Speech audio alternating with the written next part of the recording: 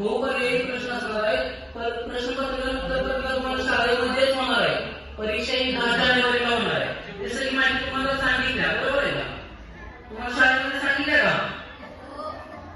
हा, तर या पद्धतीनं परीक्षा कंडक्ट केली जाणार आहे. या परीक्षेमधून 40 विद्यार्थ्यांची सांगली जिल्ह्यामधून निवड होणार आहे. त्यातले 20 विद्यार्थी नवी दिल्लीला कार्यक्रमात येणार आहेत. 26 जानेवारी 2026 जो प्रजासत्ताक दिन होणार आहे त्या कार्यक्रमाला.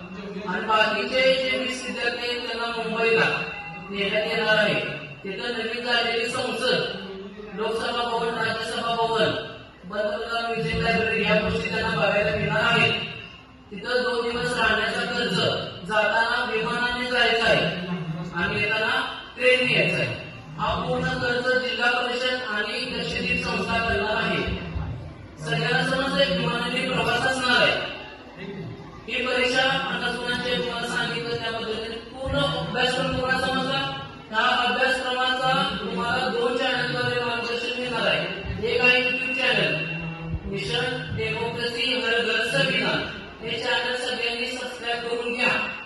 त्या चॅनलवरती शनिवारी आणि रविवारी संध्याकाळी 7 ते 8 या वेळेमध्ये लेक्चर होतात.